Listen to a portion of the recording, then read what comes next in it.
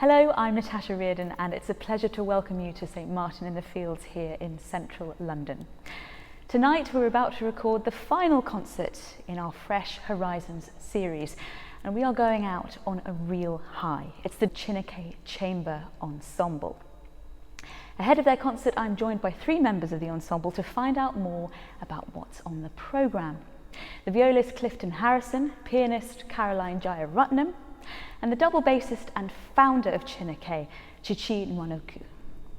Good evening to the Chineke Chamber Ensemble, 3/5 of whom are here with me now. It's so lovely to speak to you, and it is just fantastic for us to end this series with you.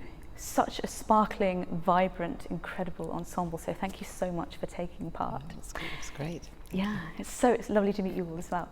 Chichi, could I start with you and ask what's on tonight's programme? Well, we're opening with two movements from a 5-movement beautiful piece. It's basically originally a string quartet arrangement by Florence B. Price. She was an African-American composer around the turn of the century, and it's called 5 Folk Songs in Counterpoint, but we're just playing 2 of those movements.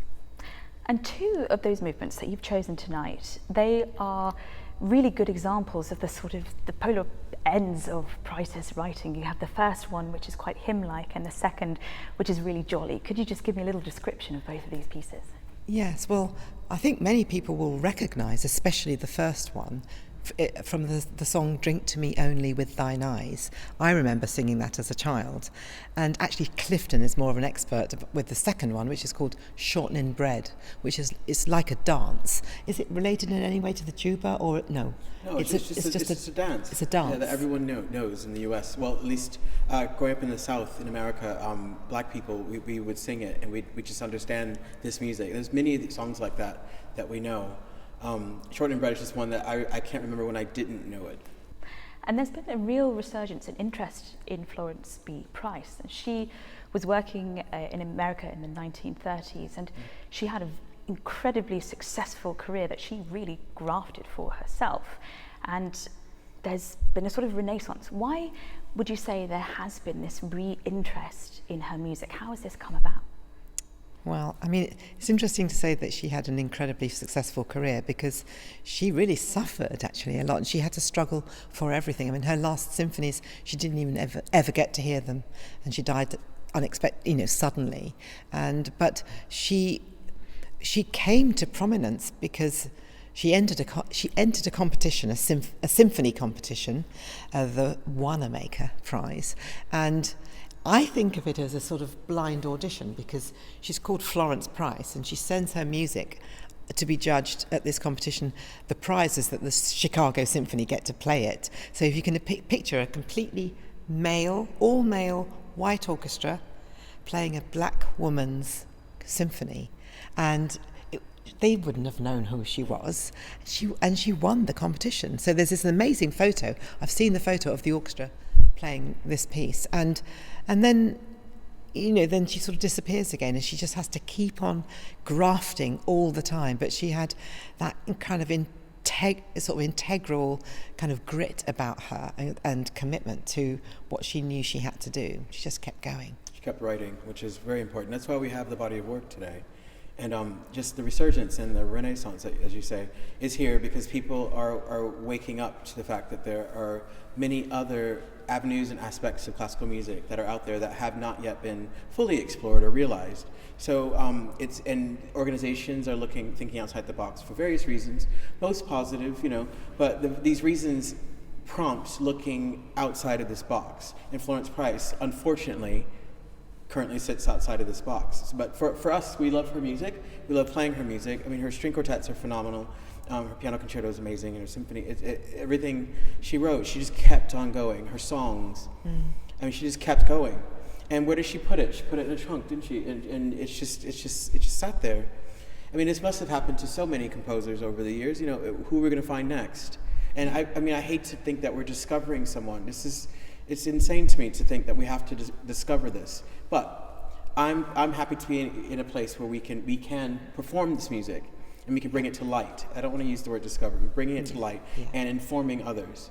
Exactly. And, having created Chineke 5.5 years ago, part of the mission was that every single concert that we play includes a piece of music that's been written by a composer of relative ethnicity that nobody else is playing. So I've never researched in my life before. Clifton's the researcher, more qualified than me, but I've just been digging, and the more I look, the more I find. It's quite fantastic. And I know it was a tragic occasion, that the murder of George Floyd, but that was the catalyst that has really pushed a lot of other musical organisations to actually take a look at what they can do, how they can play their part, and a lot of the orchestras are starting to borrow our music. The music by black composers. So it's beginning to be adopted. I guess this is part of this idea of re-evaluating the canon, and Chineke has led such an incredible journey of championing change. I know that that's part of your sort of slogan. Yeah. You champion change, and it's amazing that within the space of 5.5 years, you've achieved an incredible Yes. amount, and you have what I think a lot of organisations desperately want, which is a real identity, and people know who you are and they know what you're all about. I wondered for you, Chichi, looking at the organisation where it is now, is it in a place that you thought it was going to be? Has it sort of, your dream, has it been realised? It's so, the very first concert, I didn't know if it would be our last concert. I had no idea how we would be received. Judging by the comments that were thrown at me, and people, the naysayers, and I guess it's like any new kid on the block. People are frightened. They think, what are they going to take away from us?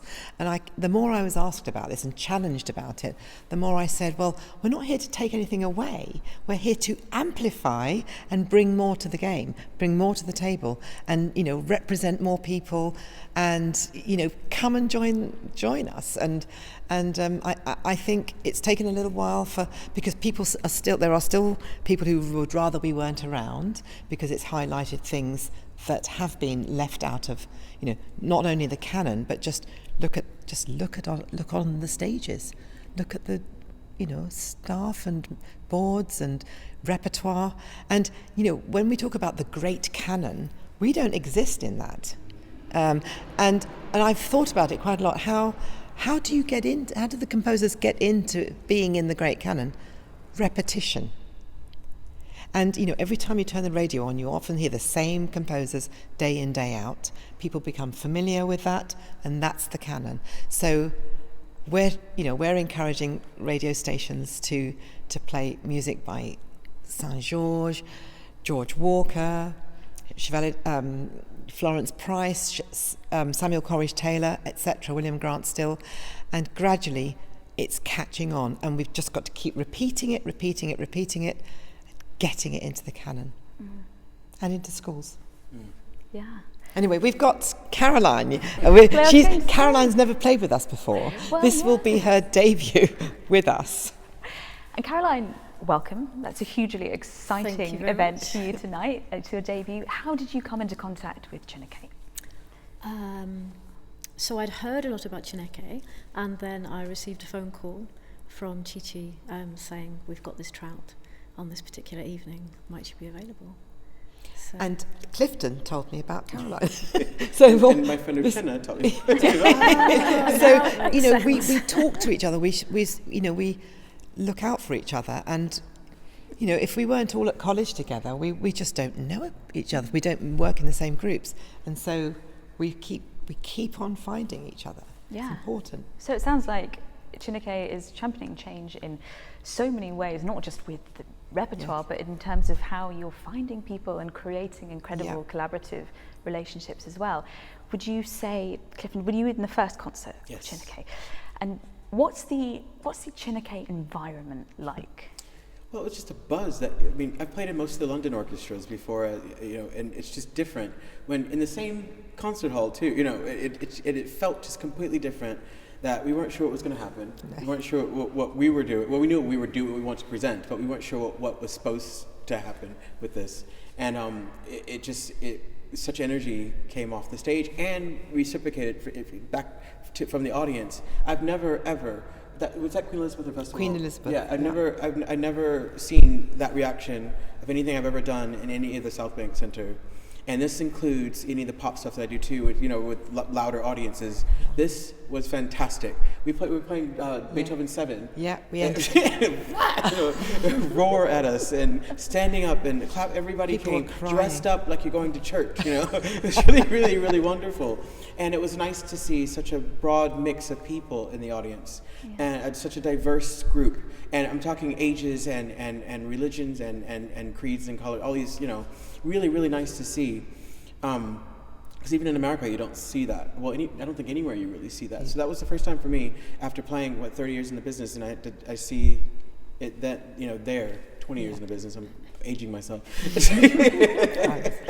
Well, even just hearing you talking about it, I can feel something. It was incredible. The day one in the first rehearsal, when 62 of us walked into this room, one or two people knew each other, but for us all to be in this room together, there was that first sort of excitement of just being in a room where you just thought, I'm not the odd one out for a change. And things like not being the odd one out and etc. And once we'd got over that initial excitement and we sat down to start rehearsing, all we had to think about was the music, not whether we fit in or anything like that. So even though we quickly catch on with it, but actually that's one little barrier of dimension that's just completely removed, because everyone belongs. It really is true. And even the white people who come to play with us, they've said to me, I've never felt more welcome in any of the orchestras that I freelance with. And I thought I might not feel very welcome coming into, but I've never felt more welcome. And it's not me going around saying to everybody, be nice to the white people. I'm not doing that. It's just how we are, because it's a relief to be there, where we'd only have to focus on the music and not worrying about how we fit in. And not having to worry about it. You both, as musicians in the ensemble, in the orchestra, do you feel like you then have a different approach to music making? Are you just focusing solely on the music because all these other things have sort of dissolved away? Yeah, I think we just get on. It does turn back into, we've removed certain issues. So now it is the music. So it's as if maybe it feels like we've been in the ensemble for 30 years. That's probably why I said that. Yeah. You know that feeling when you're in your own group. Like when I have my string quartet, I go to work, I'm completely familiar with everything that's happening there. So that's what it feels like when you go. Even when there's always new people, there's always someone that's not done it before, or someone new-ish. But it feels like that's the difference. And if I go into the RPO or to LSO or something, it's different. Different vibe. It's different vibe, that's all. Nothing negative, it's just different vibe.